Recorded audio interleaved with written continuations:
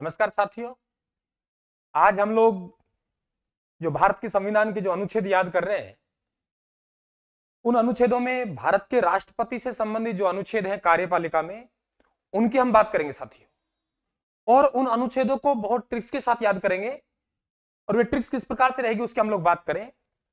देखिए, अनुच्छेद 52 से लेके अनुच्छेद 62 हमें एक कड़ी के रूप में याद करने हैं। अनुच्छेद 52 क्या कह रहा है कि भारत में राष्ट्रपति होगा। अनुच्छेद 53 क्या कह रहा है कि कार्यपालिका की जो शक्तियां हैं वे भारत के राष्ट्रपति में नियत होंगी और उनका वे प्रयोग स्वयं या अपने अधीनस्थ कर्मचारियों की सहायता से करेगा। अनुच्छेद साथियों 54 की हम बात करें तो उसमें निर्वाचन की निर्वाचन के लिए कौन सा निर्वाचक मंडल होगा उसकी बात करेंगे साथियों। अनुच्छेद 55 में निर्वाचन की क्या रीति रही उसकी हम बात करेंगे।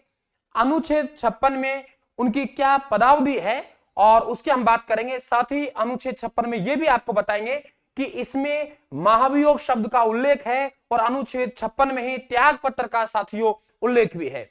अनुच्छेद 57 की हम बात करेंगे साथियों, तो अनुच्छेद 57 में राष्ट्रपति है वे पुनर्निर्वाचन होने की योग्यता, पुनर्निर्वाचन हो सकता नहीं हो सकता, तो उसकी हम लोग बात करेंगे साथियों। अनुच्छेद 58 में उनकी क्या योग्यताएं रहेंगी राष्ट्रपति पद के लिए, योग्यताओं को भारतीय संविधान में हर्ताएं कहा गया है, उसकी हम बात करेंगे साथियों। अनुच्छेद 59 में हम इस पद के लिए शर्तों की बात करेंगे और साथ ही ये भी आपको समझाएंगे योग्यताएं और शर्तों में क्या अंतर होता है साथियों। अनुच्छेद 60 में भारत के राष्ट्रपति जो शपथ लेते हैं उन शपथ की भी हम बात करेंगे कि वे संविधान के परिरक्षण और जो भी संरक्षण जो भी है प्रतिरक्षण की शपथ लेंगे, उनकी हम बात करेंगे। अनुच्छेद 61 में महाभियोग जो लगाते हैं उनकी हम बात करेंगे साथियों।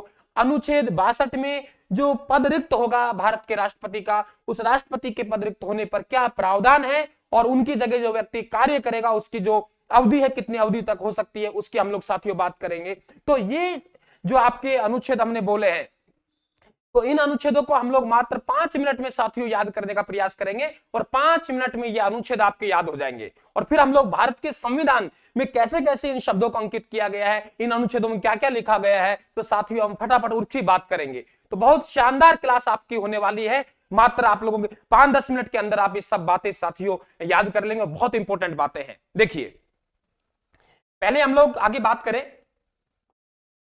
ये देखिए, अनुच्छेद 52 में भारत का राष्ट्रपति होगा। अनुच्छेद 53 में संघ की कार्यपालिका शक्ति की बात की गई है। अनुच्छेद 54 में राष्ट्रपति के निर्वाचन की बात की गई है। अनुच्छेद 55 में राष्ट्रपति के निर्वाचन की रीति की बात की गई है। अनुच्छेद 56 में राष्ट्रपति की पदावधि की बात की गई है।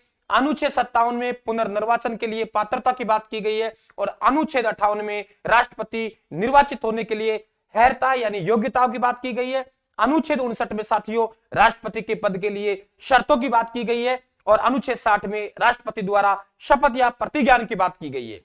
आगे देखेंगे तो अनुच्छेद 61 में राष्ट्रपति पर महाभियोग चलाने की प्रक्रिया की बात की गई है और अनुच्छेद 62 में राष्ट्रपति के पद में रिक्ति को भरने के लिए निर्वाचन करने का समय और आकस्मिक रिक्ति को भरने के लिए निर्वाचित व्यक्ति की साथियों पदावधि की बात की गई है। और यह अनुच्छेद में आप लोगों को एक तरीके से याद करवाता हूं और यह रहा तरीका। इस तरीके से एक एक करके हम भारत के संविधानों को, भारत का संविधान है उसके अनुच्छेदों की बात कर लेंगे साथियों। देखिए, राष्ट्रपति होगा, अनुच्छेद 52 से चलना है और अनुच्छेद 62 तक चलना है हम लोगों। राष्ट्रपति होगा, कार्य करेगा। राष्ट्रपति होगा, कार्य करेगा। कौन चुनेगा? कौन चुनेगा? कैसे चुनेगा? कैसे चुनेगा? कब तक रहेगा? कब तक रहेगा? दोबारा आएगा या नहीं आएगा? क्या योग्यताएं होंगी साथियों? क्या शर्तें होंगी? कौन शपथ दिलाएगा? कैसे हटाएंगे? हट गया तो अब क्या करेंगे? अनुच्छेद 63 यानी उपराष्ट्रपति को बुलाएंगे। तो अनुच्छेद 63 से उपराष्ट्रपति शुरू हो जाता है हमारा। आराम से याद कीजिए। अनुच्छेद 52 कह रहा है कि भारत के लिए एक राष्ट्रपति होगा, यानी राष्ट्रपति होगा। अनुच्छेद 53 कह रहा है कि वे कार्यपालिका की जो शक्तियां हैं वे राष्ट्रपति में नियत होंगी, कार्य करेगा, मतलब कार्यपालिका शक्तियां। अनुच्छेद 54 साथियों, कौन चुनेगा, यानी कौन चुनेगा, हम निर्वाचक मंडल की बात कर रहे हैं। अनुच्छेद 55 कैसे चुनेंगे, उस निर्वाचन की जो प्रक्रिया है वे प्रक्रिया क्या रहेगी, उसकी हम अनुच्छेद 55 में बात करेंगे। और देखिए अनुच्छेद 56 में कब तक रहेगा साथियों, हम पदावधि की बात करेंगे कि क्या पदावधि रहेगी उसकी। अनुच्छेद 57 दोबारा आएगा या नहीं आएगा, यानी वे पुनर्निर्वाचन होने के लिए क्या पात्रता रहेगी उसकी बात करेंगे। साथियों क्या योग्यताएं होंगी, अनुच्छेद 58 में आएगा क्या योग्यताएं होंगी, और अनुच्छेद 59 में आएगा क्या शर्तें होंगी, और अनुच्छेद 60 कौन शपथ दिलाएगा, और अनुच्छेद 61 में उसे कैसे हटाएंगे, यानी महाभियोग की प्रक्रिया आएगी साथियों। और अनुच्छेद 62 में जब राष्ट्रपति का पद है वे रिक्त हो गया तो उस रिक्ति के समय कौन काम करेगा साथियों, चुनाव होगा। एक तो आकस्मिक रिक्ति यानी त्याग पत्र से हो सकता है साथियों, आप लोगों के महाभियोग से यह पद रिक्त हो सकता है साथियों, और निधन होने पर, मृत्यु होने पर यह पद रिक्त हो सकता है। तो उस समय क्या प्रावधान थे उनकी हम लोग साथियों बात करेंगे। उनकी जगह कौन काम करेगा, उनकी जगह उपराष्ट्रपति काम करेगा साथियों, तो हम उपराष्ट्रपति को बुलाएंगे। अब देखिए ये अनुच्छेद 52 से लेके 62 तक आपके याद हुए कि नहीं हुए। नंबर 1 राष्ट्रपति होगा, राष्ट्रपति होगा साथियों, कार्य करेगा, कार्य करेगा। नंबर 3 कौन चुनेगा, कैसे चुनेंगे, कैसे चुनेंगे, कब तक रहेगा, दोबारा आएगा या नहीं आएगा, क्या योग्यताएं होंगी, क्या शर्तें होंगी, कौन शपथ दिलाएगा, कैसे हटाएंगे, हट गया तो अब क्या करेंगे, उपराष्ट्रपति को बुलाएंगे। अनुच्छेद 63 आराम से 2-4 बार बोलेंगे, राष्ट्रपति होगा, राष्ट्रपति होगा, कार्य करेगा, कार्य करेगा, कौन चुनेगा, कैसे चुनेगा, कब तक रहेगा, दोबारा आएगा या नहीं आएगा, क्या योग्यताएं होंगी, क्या शर्तें होंगी, कौन शपथ दिलाएगा, कैसे हटाएंगे, हट गए तो अब क्या करेंगे, पद रिक्त होने पर प्रावधान, उपराष्ट्रपति को बुलाएंगे। अनुच्छेद 63। ये देखिए बात आपके सामने एकदम क्लियर हुई कि नहीं हुई। अब देखिए साथियों यहां हम लोग बात करें, मोटा मोटा बात करें हम लोग कि अनुच्छेद 52 ये कहता है कि भारत का एक राष्ट्रपति होगा। आपसे पूछा जाए कि भारत का एक राष्ट्रपति होगा, उसका उल्लेख कौन से अनुच्छेद में होगा साथियों, 52 में होगा। कार्य करेगा यानी जो कार्यपालिका की शक्तियां हैं वे राष्ट्रपति में साथियों नियत होंगी, और उन शक्तियों का प्रयोग स्वयं खुद और अपने अधीनस्थ जो अधिकारी हैं, कर्मचारी हैं, उनके माध्यम से वे प्रयोग करेगा। साथियों बहुत इंपॉर्टेंट बात वे समझ लें आप लोग कि जो आपका सर्वोच्च जो सेना है, ये देखिए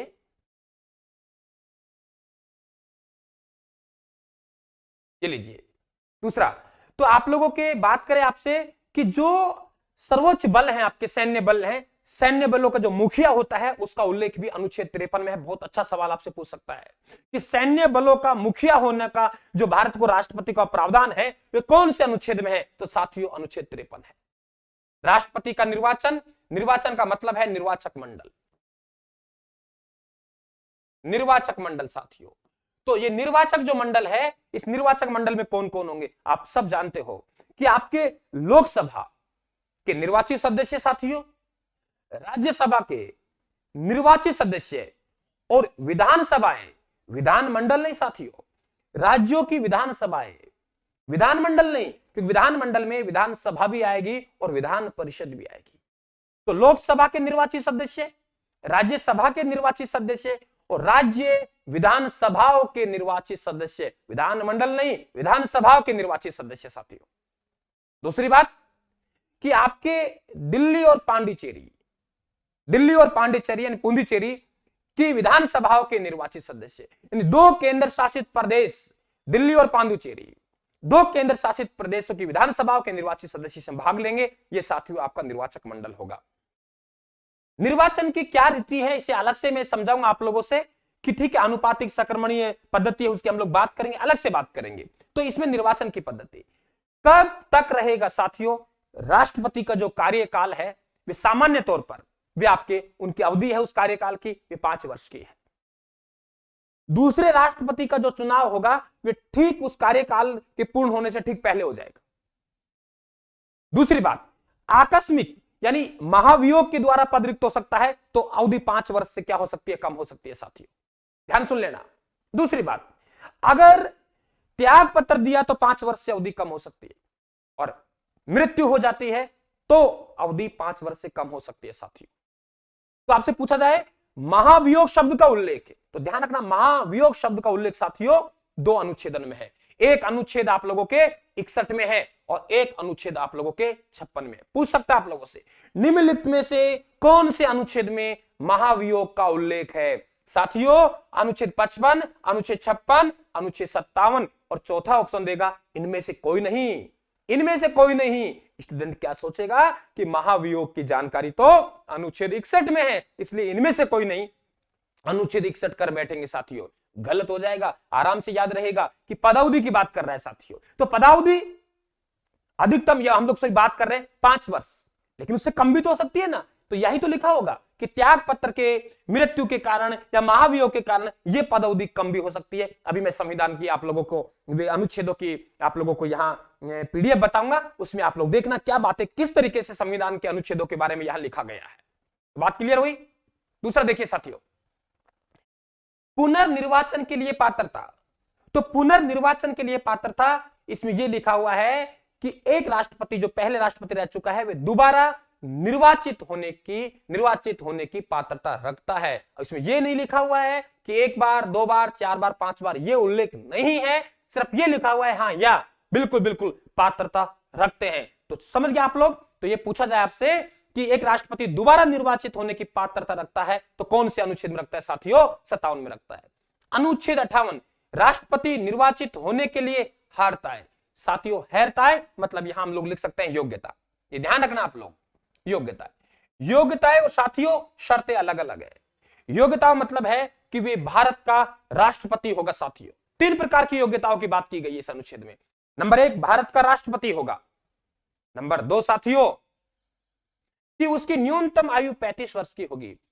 नंबर 3 वे लोकसभा का सदस्य निर्वाचित होने की योग्यताएं रखता हो। क्या कहा? लोकसभा के सदस्य के निर्वाचित होने की योग्यताएं रखती हो। दिवालिया पागलपन यहां नहीं लिखा हुआ है, अभी मैं आपको पीडीएफ बताऊंगा संविधान में क्या लिखा हुआ है। समझ गए? योग्यताएं समझ गए। शर्तें क्या हैं साथियों? शर्तें का मतलब है कि आपको ये भत्ते दिए जाएंगे, ये आप लोगों को वेतन होगा, ये आपका किराया होगा, तो वे क्या हैं आपके शर्तें? तो आपसे पूछा जाए कि वेतन भत्तों की बात की गई है, दिया जाएगा अनुसूचियों के माध्यम से, अनुसूचित 2। तो वेतन की जो भत्तों की बात की गई साथियों, तो भत्तों की बात आपके इसमें की गई है। तो ये शर्तें हैं। राष्ट्रपति द्वारा शपथ या प्रतिज्ञान साथियों अनुच्छेद 60 में राष्ट्रपति को जो शपथ दिलाएगा भारत का सर्वोच्च न्यायालय का, उच्चतम न्यायालय का मुख्य न्यायाधीश दिलाएगा। आप कहेंगे सर उच्चतम न्यायालय का मुख्य न्यायाधीश अगर अनुपस्थित हो तो साथियों उच्चतम न्यायालय के जो न्यायाधीश हैं, मुख्य नहीं न्यायाधीश हैं, उनमें वरिष्ठतम न्यायाधीश कौन है वे शपथ दिलाएगा। वे भी नहीं है तो उससे दूसरा वरिष्ठतम, वे भी नहीं है तो उससे तीसरा वरिष्ठतम। समझ गए? तो भारत का मुख्य न्यायाधीश वे इनको शपथ दिलाएगा और वे अनुपस्थित है तो उनकी जगह उच्चतम न्यायालय का जो वरिष्ठतम न्यायाधीश है वे शपथ दिलाएगा। क्लियर? कोई दिक्कत? आप लोग आराम देख ले। और साथियों ध्यान रखना कि भारत का राष्ट्रपति जो शपथ लेता है वे संविधान की शपथ लेता है। उनका क्रम आपसे पूछा जा सकता है। ध्यान रखना कि आपके परिरक्षण, संरक्षण और प्रतिरक्षण, परिरक्षण ध्यान रखना, परिरक्षण, संरक्षण और प्रतिरक्षण, प्रतिरक्षण ये क्रम पूछ सकता है आप लोगों से कि संविधान और विधि, संविधान और विधि के परिरक्षण, संरक्षण और प्रतिरक्षण 3 प्रकार की यहां शपथ ली जाती है संविधान के प्रति। और इनका क्रम ध्यान रखना, पहले परिरक्षण लिखा हुआ है, फिर संरक्षण लिखा हुआ है साथियों, फिर आपके प्रतिरक्षण लिखा हुआ है। बात करूंगा मैं इसकी, अभी आपको बताएंगे। ठीक है? तो राष्ट्रपति द्वारा शपथ या प्रतिज्ञान होगा। एक बार फिर बोले, भारत का राष्ट्रपति होगा, कार्य करेगा, कौन चुनेगा, कैसे चुनेगा, कब तक रहेगा, दोबारा आएगा या नहीं आएगा, क्या योग्यताएं होंगी, क्या शर्तें होगी, कौन शपथ दिलाएगा, कैसे अठाएंगे, अठ गया तो अब क्या करेंगे, उपराष्ट्रपति को बुलाएंगे। साथियों अनुच्छेद 61 की हम बात करें, राष्ट्रपति पर महाभियोग चलाने की प्रक्रिया। तो राष्ट्रपति पर महाभियोग चलाने की जो प्रक्रिया है, राष्ट्रपति पर जो महाभियोग लाया जाएगा वे आपके संसद के, आप लोगों के किसी भी सदन में लाया जा सकता है। लोकसभा में लाया जा सकता है, राज्यसभा में लाया जा सकता है।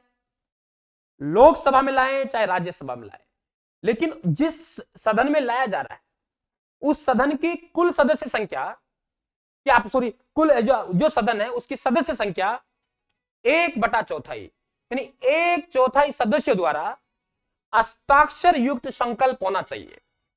1/4 सदस्य हैं, उनके हस्ताक्षर युक्त आपके क्या होना चाहिए, संकल्प होना चाहिए।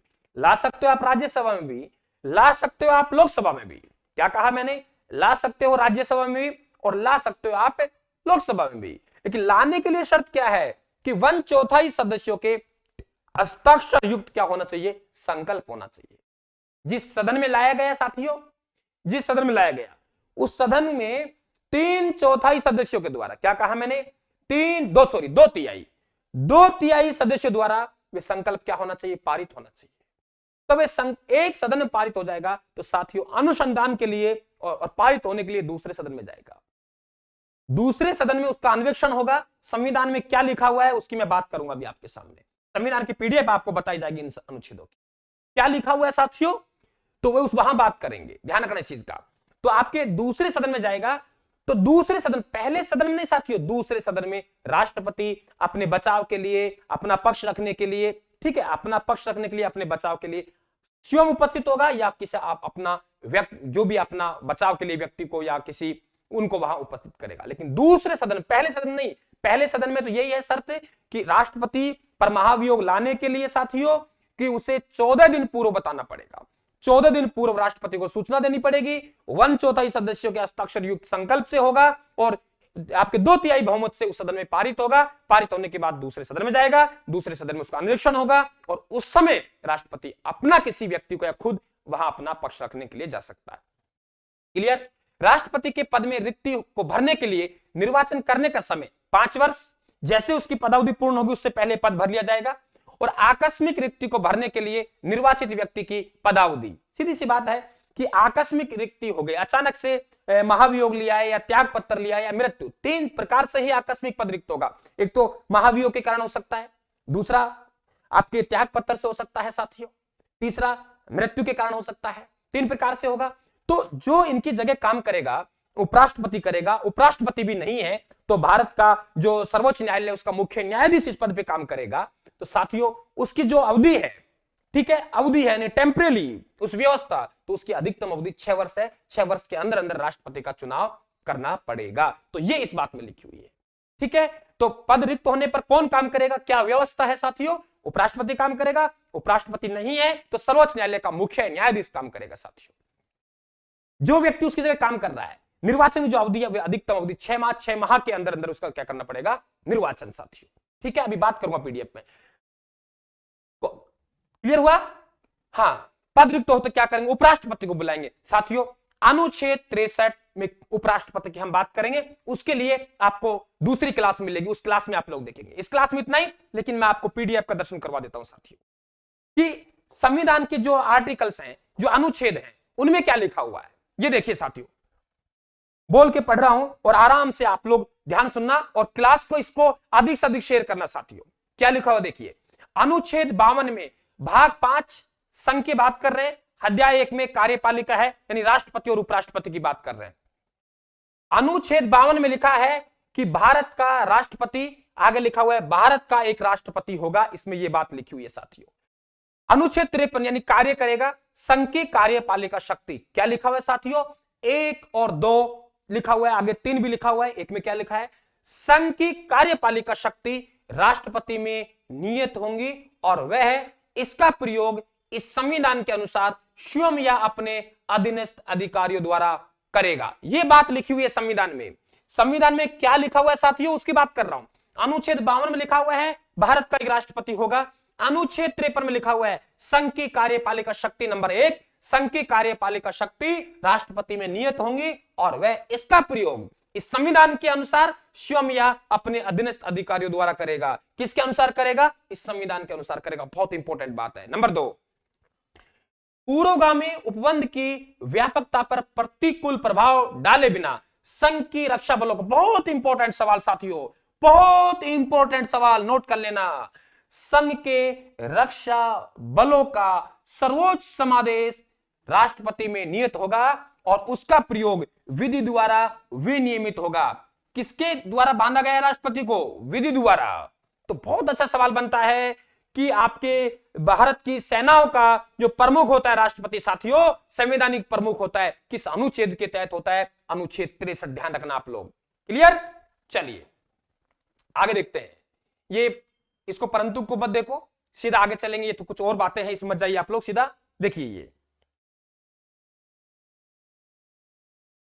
ये देखिए क्या लिखा हुआ है अनुच्छेद 54 में साथियों। अनुच्छेद 54 में लिखा है राष्ट्रपति का निर्वाचन। राष्ट्रपति का निर्वाचन की बात की गई है। क्या लिखा हुआ है? राष्ट्रपति का निर्वाचन ऐसे निर्वाचक गण के सदस्य करेंगे जिसमें, यानी संविधान में जो लिखा हुआ है उसकी सीधी सीधी कॉपी है।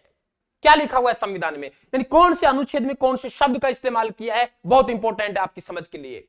राष्ट्रपति का निर्वाचन ऐसे निर्वाचक गण के सदस्य करेंगे जिसमें संसद के दोनों सदनों के निर्वाचित सदस्य और राज्यों की विधानसभाओं के निर्वाचित सदस्य। साथियों, राज्यों की विधानसभाओं के निर्वाचित सदस्य, विधानमंडल नहीं लिखा हुआ है, क्योंकि विधानमंडल में विधानसभा भी आएगी और विधान परिषद भी आएगी। बहुत इंपॉर्टेंट बात है। दूसरा क्या लिखा हुआ है? इस अनुच्छेद और अनुच्छेद 55 में राज्य के अंतर्गत दिल्ली राष्ट्रीय राजधानी राज्य क्षेत्र और पुडुचेरी संघ राज्य क्षेत्र, समझ गए आप लोग? दो केंद्र शासित विधानसभाओं, प्रदेशों की विधानसभा दिल्ली और पुडुचेरी संघ राज्य क्षेत्र के भी विधानसभाओं के निर्वाचित सदस्य होंगे। साथियों, अनुच्छेद 55 में क्या लिखा हुआ है? राष्ट्रपति के निर्वाचन की रीति। मैं पहले कह चुका हूं कि इस अनुच्छेद की मैं अलग से ही बात करूंगा, आपको अलग से ही बात करूंगा। क्या लिखा हुआ है? राज्यों में जहां तक साध्य हो राष्ट्रपति के निर्वाचन में भिन्न भिन्न राज्यों के प्रतिनिधित्व के मापन में एक रूपता होगी, जो आपकी जनसंख्या वगैरह से डिवाइड करते हैं। साथियों, अलग से मैं इसकी बात करूंगा, यहां बात नहीं करूंगा आप लोगों को। राज्यों में आपस में ऐसी एक रूपता तथा समस्त राज्यों और संघ में समतुल्यता प्राप्त कराने के लिए संसद और प्रत्येक राज्य की विधानसभा का प्रत्येक निर्वाचित सदस्य ऐसे निर्वाचन में जितने मत देने का हकदार है उनकी संख्या निम्नलिखित रीति से अवधारित की जाएगी। क्या रीति रही यहां बात नहीं करूंगा मैं, ठीक है? जो जनसंख्या वगैरह क्या होता है उसका हम अलग से बात करेंगे। साथी, क्लियर हुआ? आगे देखिए, आगे हम लोग सीधा इसकी हम लोग बात नहीं करेंगे। क्लियर? बात इसकी नहीं करेंगे, हम लोग अलग से करेंगे इसकी बात, ठीक है? क्या रीति रही है? राष्ट्रपति की पदावधि। साथियों, राष्ट्रपति की पदावधि के संबंध में क्या लिखा हुआ है? अनुच्छेद 56, राष्ट्रपति अपने पद ग्रहण की तारीख से 5 वर्ष की अवधि तक पद धारण करेगा। साथियों, कब से? अपने पद ग्रहण की तिथि से। बहुत ध्यान रखना, निर्वाचन की तिथि से नहीं है साथियों, जिस दिन उन्होंने अपना पद ग्रहण किया, चाहे आपके लोकसभा हो, चाहे आपके राज्यसभा हो, चाहे विधानसभा हो, इनका जो कार्यकाल साथियों प्रारंभ होता है, ये कार्यकाल वहां से प्रारंभ होता है जहां उसकी पहली बैठक हुई। निर्वाचन से नहीं होता, चुनाव से नहीं होता, पहली बैठक लोकसभा की कब हुई वहां से उसका कार्यकाल शुरू होता है। बहुत इंपॉर्टेंट क्वेश्चन है कि राष्ट्रपति की पदावधि कब प्रारंभ होती है? शपथ लेने के दिन से साथियों, निर्वाचन के दिन से। आप पद ग्रहण की तारीख से 5 वर्ष की अवधि तक पद धारण करेगा, यह संविधान में लिखा है।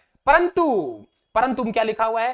राष्ट्रपति उपराष्ट्रपति को संबोधित अपने हस्ताक्षर सहित लेख द्वारा अपना पद त्याग सकेगा। यानी अपना जो त्याग पत्र देगा साथियों, वे त्याग पत्र की जगह क्या लिखा हुआ है कि हम साधारण भाषा में पढ़ते हैं कि राष्ट्रपति अपना जो त्याग पत्र देता है साथियों, वे त्याग पत्र किनको देता है? उपराष्ट्रपति को देता है। लेकिन क्या लिखा हुआ है संविधान में? संविधान में क्या लिखा है उसकी बात करें। राष्ट्रपति उपराष्ट्रपति को संबोधित अपने हस्ताक्षर सहित लेख द्वारा अपना पद त्याग सकेगा। त्याग पत्र नहीं, अपना पद त्याग सकेगा साथियों, यह संविधान में लिखा हुआ है। दूसरा, संविधान के अतिक्रमण करने पर, साथियों क्या लिखा हुआ है? अतिक्रमण करने पर राष्ट्रपति को अनुच्छेद 61 में उपबंधित रीति से चलाए गए महाभियोग द्वारा पद से हटाया जा सकेगा। मैंने शुरुआत में आपसे कही थी साथियों कि महाभियोग शब्द का जो प्रयोग किया गया है वे आपके 2 जगह किया गया है। अनुच्छेद आप लोगों के 56 में किया गया है और अनुच्छेद 61 में। तो महाभियोग शब्द का उल्लेख यहां है और महाभियोग की रीति क्या होगी, महाभियोग की प्रक्रिया क्या होगी साथियों, वे आपके अनुच्छेद 61 में लिखा है। बहुत इंपॉर्टेंट, देखिए यही तो सवाल है, यही तो सवाल है साथियों, दिक्कत पैदा करते हैं। देखिए कितना गजब का सवाल पूछा है, बहुत गजब का सवाल कि संविधान का अतिक्रमण करने पर महाभियोग कब लाया जाएगा, जब संविधान का अतिक्रमण करने पर। यह पूछा जाता है कि किसके आधार पर, संविधान का अतिक्रमण करने, संविधान के अकॉर्डिंग नहीं चलने पर, उसकी विधि का अतिक्रमण करने पर, अवहेलना करने पर।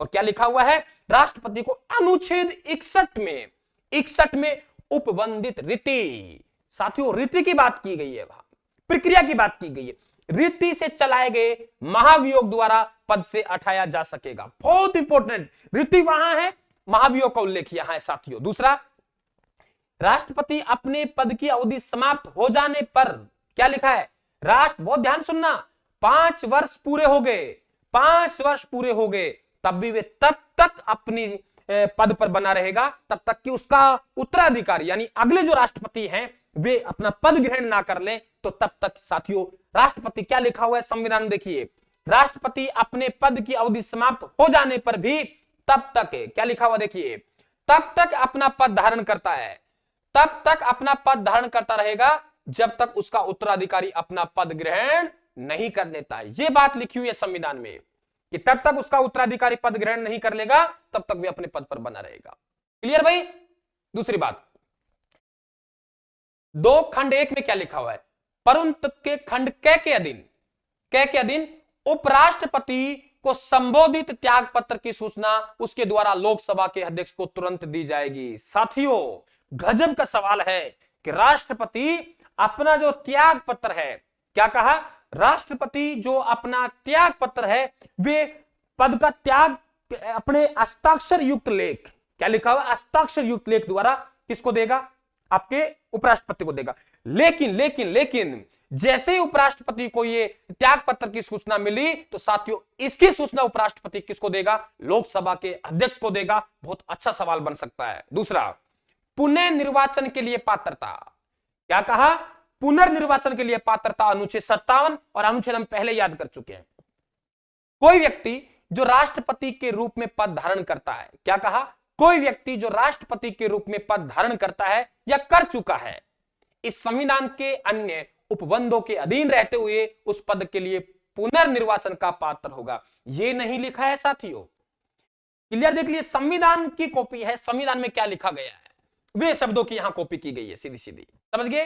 तो क्या लिखा हुआ है, 2 बार होगा, 3 बार होगा, 4 बार होगा, इस संबंध में कुछ भी नहीं लिखा है, सीधा सीधा लिखा है कि दोबारा वे पुनर्निर्वाचन होने का क्या होगा साथियों, पात्र होगा। बात क्लियर। अब देखिए आगे चलते हैं हम लोग। अब राष्ट्रपति निर्वाचित होने के लिए क्या अर्हताएं हैं उनकी बात कर रहे हैं, मतलब योग्यताएं, क्या अर्हताएं हैं उनकी योग्यताओं की बात कर रहे हैं। देखिए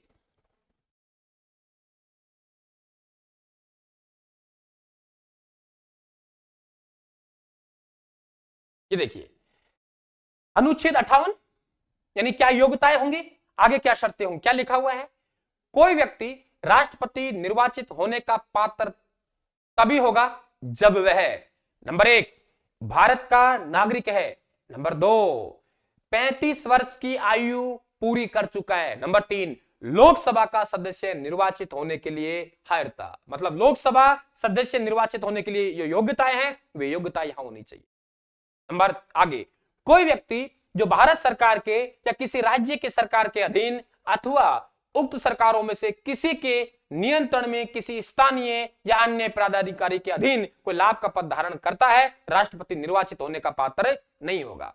कि वे चाहे भारत सरकार हो चाहे राज्य सरकार हो, उसके अधीन जो लाभ का पद धारण करता हो तो वे निर्वाचन के लिए पात्र नहीं होगा। यानी ये योग्यता नहीं है साथियों, ये निर्योग्यता लिखी हुई है, ध्यान रखना, ये निर्योग्यता लिखी हुई है कि इस वजह से वे पात्र नहीं होगा निर्वाचित होने का। ध्यान रखना 3 प्रकार की, ध्यान रखना साथियों, 3 प्रकार की योग्यता को उल्लेख है। आपसे पूछा जाए अनुच्छेद, देखो हमने संविधान को देखा, संविधान की शब्दावली को देखा साथियों, तो बहुत से दिमाग में डाउट है, डाउट एक एक करके क्लियर हो रहे हैं, एक एक करके साथियों क्लियर हो रहे हैं, एक एक करके। क्या लिखा हुआ है आपसे पूछेगा, अनुच्छेद 58 में राष्ट्रपति निर्वाचित होने के लिए क्या अर्हताएं होनी चाहिए, योग्यता शब्द नहीं, अर्हताएं। क्या लिखा हुआ है, भारत का नागरिक हो, 35 वर्ष की आयु पूरी कर चुका हो और लोकसभा का सदस्य निर्वाचित होने के लिए योग्यता रखता हो। साथियों, 3 प्रकार की, आपसे पूछे कितने प्रकार की? 3 प्रकार की। दिवालिया पागलपन आपको दिखाई नहीं दे रहा है साथियों?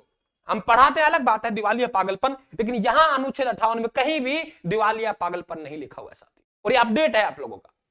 आगे देखिए स्पष्टीकरण क्या दिया गया है, संविधान में क्या स्पष्टीकरण है। इस अनुच्छेद के प्रयोजनों के लिए कोई व्यक्ति केवल इस कारण कोई लाभ का पद धारण करने वाला नहीं समझा जाएगा कि वे संघ का राष्ट्रपति या उपराष्ट्रपति या किसी राज्य का राज्यपाल अथवा संघ का या किसी राज्य का मंत्री हो। साथियों, अगर वे राष्ट्रपति के पद पे है तो लाभ का पद नहीं माना जाएगा, उपराष्ट्रपति का पद है साथियों तो वे लाभ का पद धारण करने वाला नहीं माना जाएगा, किसी राज्य का राज्यपाल है तो भी वे लाभ का पद धारण करने वाला नहीं माना जाएगा, अथवा संघ का या किसी राज्य का मंत्री है वे तो भी वे लाभ का पद धारण करने वाला नहीं माना जाएगा।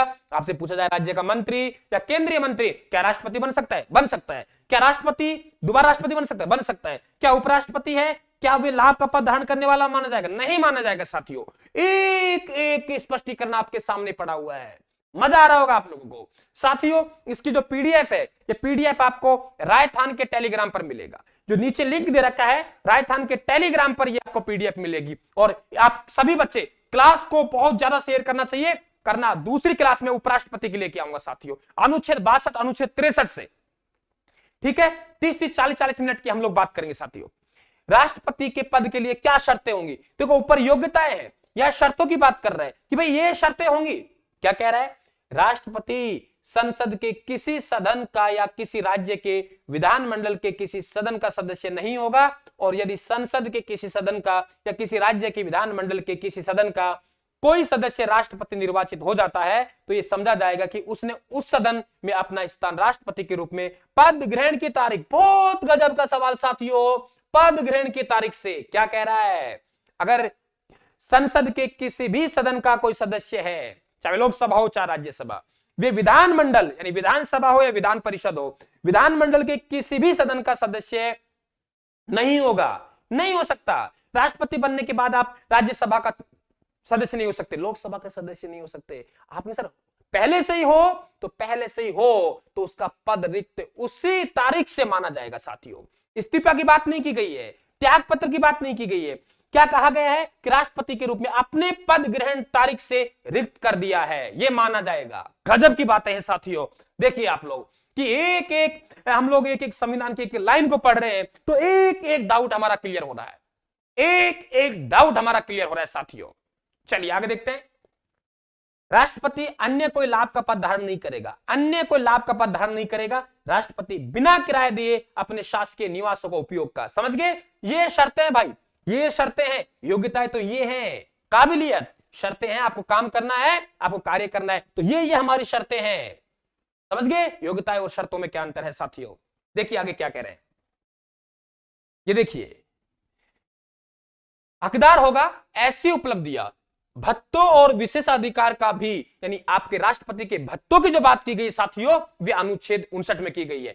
जो संसद विधि द्वारा अवधारित करे, यानी भत्ते जो संसद बनाएगी, जब तक इस नियमित प्रकार उपबंध नहीं किया जाता तब तक ऐसी उपलब्धियों, भत्तों और विशेषाधिकार जो दूसरी अनुसूची में विनिर्दिष्ट है, हकदार होगा। दूसरी अनुसूची में क्या क्या दे रखा है, क्या भत्ते होंगे, क्या वेतन होगा, तो दूसरी अनुसूची की बात कर रहा है। राष्ट्रपति की उपलब्धि और भत्ते उसकी पदावधि के दौरान कम नहीं किए जाएंगे। आपसे पूछा जाए कि राष्ट्रपति की उपलब्धियां और भत्ते उसकी पदावधि के दौरान कम नहीं किए जाएंगे, ये क्या है? सब शर्तें हैं कि ठीक है भाई मैं काम करूंगा, लेकिन लेकिन लेकिन तब तक मैं काम करूंगा तो मेरे वेतन वित्तों में कोई कमी नहीं करेगी। आप वेतन भत्ते देंगे, देंगे, हमारी शर्तें देंगे, लेकिन कैसे देंगे, कहां देंगे, तो अनुसूची 2 देखेंगे। एक एक बात को क्लियर कर लें आप लोग। दूसरा, ये देखिए कितनी गजब की बात है, राष्ट्रपति द्वारा शपथ। साथियों, राष्ट्रपति द्वारा शपथ की बात की गई है। ये देखिए पढ़ के सुना रहा हूं, आप लोगों थोड़ा देख लेना, कम अगर आप साफ नहीं दिख रहा है तो। क्या कहा साथियों, देखिए इसको थोड़ा साफ कर लेता हूं। एक एक चीज क्लियर हो गई, एक एक बात क्लियर हो गई कि संविधान क्या कह रहा है। संविधान क्या कह रहा है, देखिए राष्ट्रपति द्वारा शपथ या प्रतिज्ञान क्या कह रहा है? प्रत्येक राष्ट्रपति और प्रत्येक व्यक्ति जो राष्ट्रपति के रूप में कार्य कर रहा है, या उसके कृत्यों का निर्वहन कर रहा है। साथियों, राष्ट्रपति के लिए राष्ट्रपति पद पर कार्य कर रहा है या राष्ट्रपति का पद रिक्त हो गया, चाहे उपराष्ट्रपति उसके जगह काम करे, चाहे सर्वोच्च न्यायालय का मुख्य न्यायाधीश काम करे। साथियों, वे दोनों ही क्या शपथ लेंगे, स्पष्ट कर दिया इन्होंने। इस लाइन ने स्पष्ट कर दिया है एक एक चीज हमारे भारत के संविधान में, माननीय संविधान में एक एक चीज हमारे क्लियर है। प्रत्येक राष्ट्रपति और प्रत्येक व्यक्ति जो राष्ट्रपति के रूप में कार्य कर रहा है या उसके कृत्यों का निर्वहन कर रहा है, अपने पद ग्रहण करने से पहले भारत के मुख्य न्यायमूर्ति यानी आपके सर्वोच्च न्यायालय के मुख्य न्यायमूर्ति या उसकी अनुपस्थिति में उच्चतम न्यायालय के उपलब्ध, क्या कहा है, उच्चतम न्यायालय के उपलब्ध ज्येष्ठतम न्यायाधीश के समक्ष निम्नलिखित प्रारूप में शपथ लेगा, प्रतिज्ञान करेगा और उस पर अपने हस्ताक्षर करेगा। क्या लिखा हुआ है साथियों, या तो मुख्य न्यायमूर्ति के समक्ष शपथ लेगा, अगर वे अनुपस्थित है तो उच्चतम न्यायालय में उपलब्ध, अगर उपलब्ध नहीं है, देखिए स्पष्ट कर दिया है, ये नहीं कि उच्चतम न्यायालय का हमारे माननीय न्यायालय के सबसे वरिष्ठतम न्यायाधीश हैं जो कहीं घर गए, शादी में गए, हम ढूंढते फिरेंगे, भाई आप आओ, आप आइए, राष्ट्रपति को शपथ दिलानी है, वे कहेंगे 2 दिन नहीं आऊंगा, 3 दिन नहीं आऊंगा, 4 दिन दूंगा। स्पष्ट कर दिया है संविधान निर्माताओं ने, उनके अनुपस्थिति में यानी उपलब्ध, एक ही चीज उपलब्ध ज्येष्ठतम न्यायाधीश के समक्ष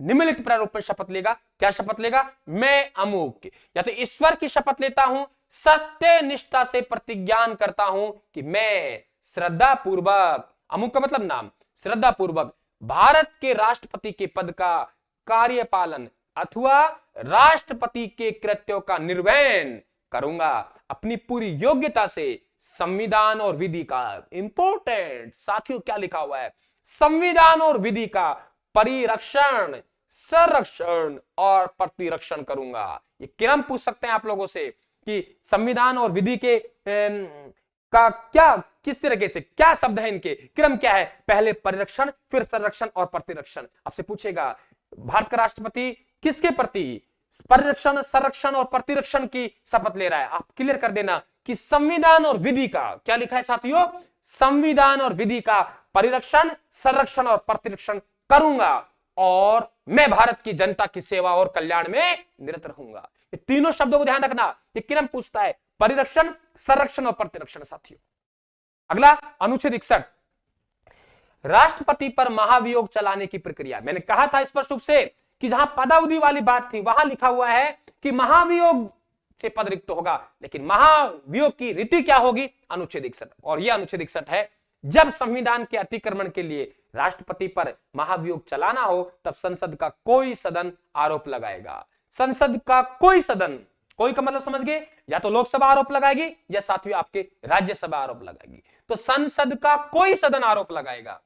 आगे स्पष्ट किया हुआ है, ऐसा कोई आरोप तब तक नहीं लगाया जाएगा जब तक कि आरोप लाना और लगाना, जब तक कि ऐसा आरोप लगाने के प्रस्तापन किसी ऐसे संकल्प में अंतर्विष्ट नहीं हुए जो कम से कम 14 दिन की ऐसी लिखित सूचना के, क्या कहा है, 14 दिन की ऐसी लिखित सूचना के दिए जाने के पश्चात प्रस्तावित किया गया है, जिस पर उस सदन की कुल सदस्य संख्या के कम से कम 1/4 सदस्यों ने हस्ताक्षर करके उस संकल्प को प्रस्तावित करने का अपना आज से स्पष्ट किया है, साफ कर दिया है संविधान निर्माताओं ने। साथियों कोई उलझन नहीं है, एक एक चीज क्लियर है कि यह संकल्प लाया जाएगा, और यह संकल्प तब तक नहीं लाया जाएगा तब तक कम से कम 14 दिन से पूर्व लिखित सूचना, ऐसे नहीं कि आज हम महाभियोग ला रहे हैं, तो 14 दिन पूर्व लिखित सूचना देनी होगी। साथियों और क्या कहा है, जिस सदन में इसे प्रस्तावित किया जाएगा संकल्प को, उस सदन की कुल सदस्य संख्या, साथियों देखो स्पष्ट किया है, हम कहेंगे सदस्य संख्या 1/4, अरे कौन सी सदस्य संख्या, उपस्थित वाली या कुल, साफ लिखा हुआ है, उस सदन की कुल सदस्य संख्या के कम से कम 1/4 सदस्यों ने हस्ताक्षर करके उस संकल्प को प्रस्तावित करने का अपना आशय प्रकट किया हो। 1/4 सदस्यों के हस्ताक्षर से होने चाहिए, तभी आप उस सदन में ला सकते हो। और जो राज्यसभा ला रहे हो तो राज्यसभा की कुल सदस्य संख्या 1/4, उपस्थित नहीं कुल, और लोकसभा में ला रहे हो तो लोकसभा में कुल सदस्य संख्या 1/4। आगे क्या लिखा हुआ है, उस सदन की कुल सदस्य संख्या, यानी जिस सदन में लाया गया है उसके बारे में स्पष्ट किया है, उस सदन की कुल सदस्य संख्या के कम से कम 2/3 बहुमत द्वारा, क्या लिखा है, उस सदन की कुल सदस्य संख्या के कम से कम 2/3 बहुमत द्वारा ऐसा संकल्प पारित नहीं किया गया हो, तब तक आरोप नहीं लगेगा। क्या लिखा है? आरोप लगाएंगे, तब तक नहीं लगेगा, तब तक स्पष्ट लिखा, ऐसा कोई आरोप तब तक नहीं लगाया जाएगा जब तक कि उस सदन की कुल सदस्य संख्या के कम से कम 2/3 बहुमत द्वारा ऐसा संकल्प पारित नहीं किया गया हो। और आगे क्या लिखा है पॉइंट नंबर 3 में, जब आरोप संसद के किसी सदन द्वारा इस प्रकार लगाया गया है, आगे देखिए, इस प्रकार लगाया गया है तो क्या क्या लिखा है, देखिए आराम देखना आप लोग, 1 मिनट थोड़ा बड़ा कर देता हूं।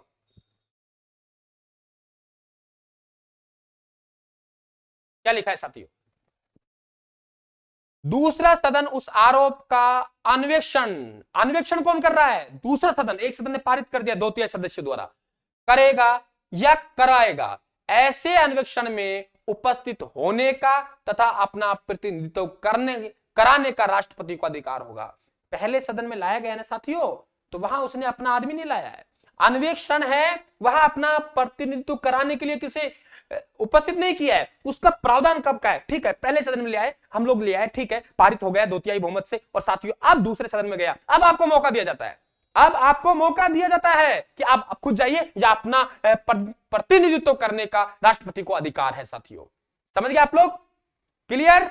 दूसरे सदन में क्या लिखा है फिर, यदि अन्वेषण के परिणाम स्वरूप यह घोषित करने वाला संकल्प की राष्ट्रपति के विरुद्ध लगाया गया आरोप सिद्ध हो गया, कौन सा आरोप? अतिक्रमण का सिद्ध हो गया, आरोप का अन्वेषण करने या कराने वाले सदन की कुल सदस्य संख्या कम से कम 2/3 बहुमत द्वारा पारित कर दिया जाता है, तो ऐसे संकल्प का प्रभाव उसके इस प्रकार पारित किए जाने की तारीख से राष्ट्रपति को उस पद से हटाना होगा। जिस दिन ये पारित किया गया साथियों, उस दिन से इसे क्या होगा? हटाना होगा। ये ध्यान रखना आप लोग। क्लियर? राष्ट्रपति के पास नहीं जाएगा, राष्ट्रपति के खिलाफ ला रहे हैं हम लोग। और क्या कह रहा है ये कि अन्वेषण करने वाला यानी दूसरा सदन, और अन्वेषण करने या कराने वाला सदन, कराने वाला कौन सदन? जहां इसे लाया गया था। अन्वेषण करने वाला कौन सदन? जहां इसको भेजा गया है। ध्यान रखना आप लोग।